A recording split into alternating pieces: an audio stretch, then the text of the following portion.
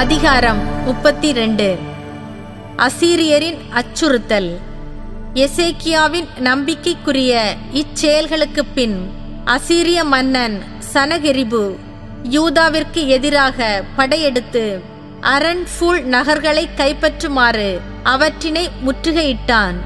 சனகெரிபு எருசலேமுக்கு எதிராக படையெடுத்து வந்திருப்பதை எசேக்கியா கண்டார்.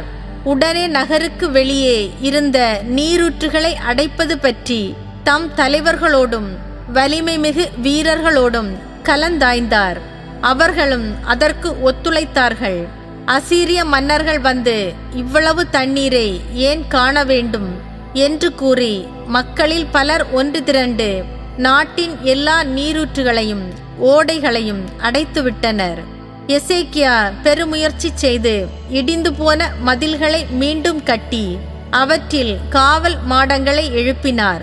அவற்றை சுற்றி வேறொரு மதிலையும் கட்டினார். மேலும் தாவீது நகரில் மில்லோ என்ற கோட்டையை வலுப்படுத்தினார். அத்துடன் திரளான படைக்கலன்களையும் கேடயங்களையும் தயாரித்தார். பின்பு படைத்தலைவர்களை மக்களின் தளபதிகளாக நியமித்து அவர்களை நகர் வாயிலின் திறந்த முற்றத்தில் ஒன்று திரட்டினார். பின்பு அவர்களை நோக்கி, மன வலிமையுடன் இருங்கள், அஞ்சாதீர்கள். அசீரிய மன்னனையும் அவனது பெரும் படையையும் கண்டு நீங்கள் கலக்கமுற வேண்டாம்.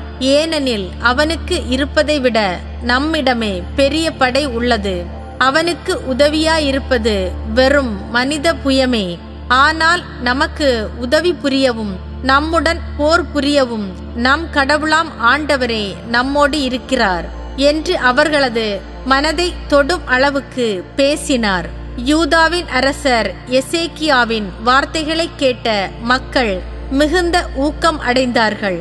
இதன்பின் அசீரிய மன்னன் சனகெரிபு லாக்கிஸை தனது முழு படையுடன் முற்றுகையிட்டு கொண்டு யூதாவின் அரசர் எசேக்கியாவிடமும் எருசலேமில் வாழ்ந்த யூத மக்கள் எல்லாரிடமும் தன் அலுவலர்களை அனுப்பினான்.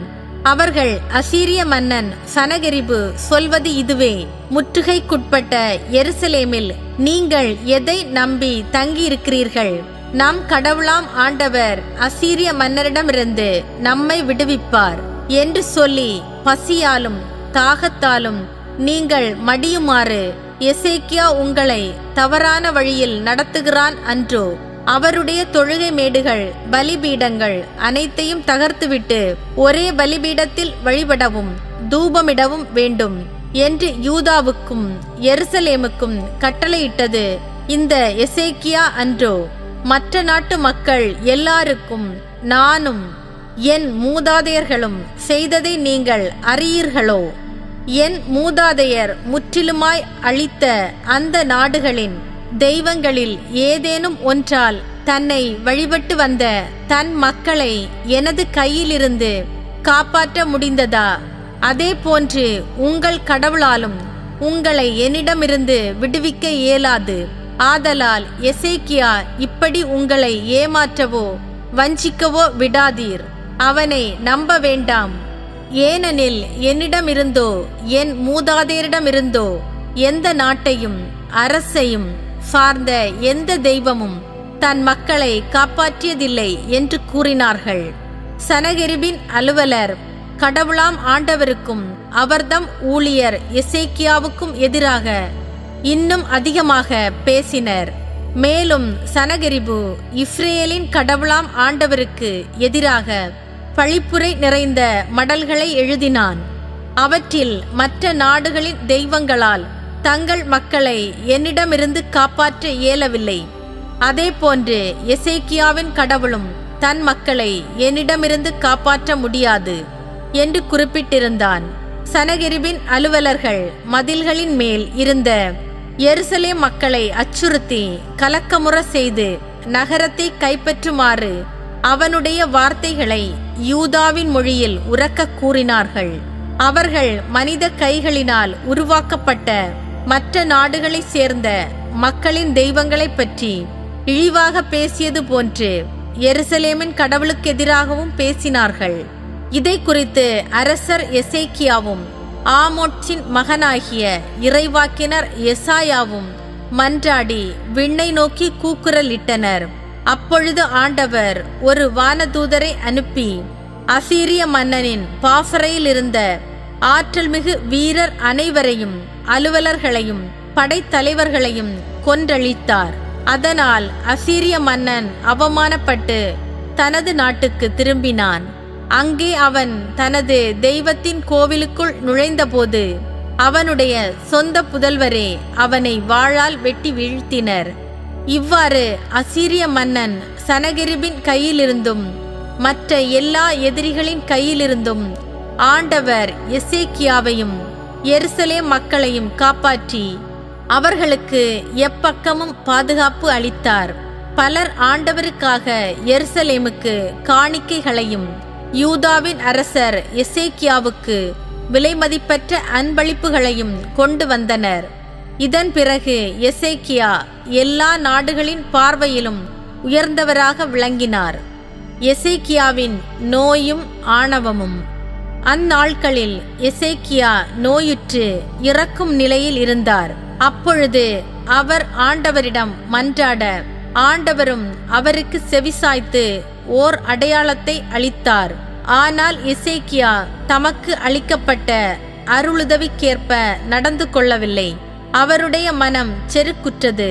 இதனால் அவர் மீதும் யூதா மீதும் எருசலேம் மீதும் ஆண்டவர் சினமுற்றார். ஆயினும் தமது உள்ளம் செருக்குற்றதற்காக எசேக்கியா மனம் வருந்தினார். அவருடன் எருசலேம் மக்களும் மனம் வருந்தினார்கள். எனவே எசேக்கியாவின் காலத்தில் ஆண்டவரின் சினம் அவர்கள் மேல் விழவில்லை. எசேக்கியாவின் செல்வம். எசேக்கியா மிகுந்த செல்வமும் பெருமையும் பெற்றிருந்தார். வெள்ளி, பொன், விலைமதிப்பற்ற கற்கள், நறுமண வகைகள், கேடயங்கள், விலையேறப்பெற்ற கலன்கள் எல்லாவற்றுக்கும் கருவூலங்களை கட்டினார்.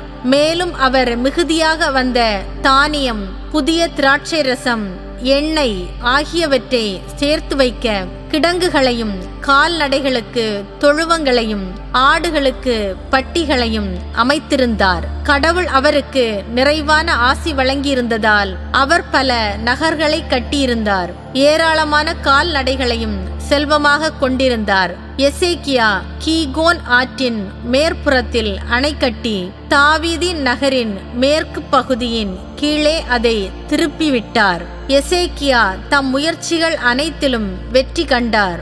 ஆயினும் நாட்டில் நடந்த வியப்புக்குரிய நிகழ்ச்சிகள் பற்றி அறிந்து கொள்ள பாபிலோன் அதிகாரிகளிடமிருந்து தூதர்கள் வந்தபோது எசேக்கியாவின் மனத்தை சோதிக்கவும் அவருடைய இதயத்தில் இருந்த எல்லாவற்றையும் அறியவும் கடவுள் அவரை கைவிட்டு விட்டார். எசேக்கியாவின் இறப்பு. எசேக்கியாவின் பிற செயல்களும் அவர்தம் பக்தி செயல்கள் யாவும் ஆமோட்சின் மகனான இறைவாக்கினர் எசாயா எழுதிய காட்சிகளிலும் யூதா இஸ்ரேல் அரசர்களின் குறிப்பேட்டிலும் எழுதப்பட்டுள்ளன. எசேக்கியா தம் மூதாதையருடன் துயில் கொண்டு தாவீதின் புதல்வருக்குரிய கல்லறைகளில் உயர்ந்த ஒன்றில் அடக்கம் செய்யப்பட்டார். அவர் இறந்தபோது யூதா நாட்டினர் அனைவரும் எருசலேம் மக்கள் எல்லாரும் அவருக்கு சிறப்பு மரியாதை செய்தனர். அவருக்கு பின் அவருடைய மகன் மனாசே அரசனானான்.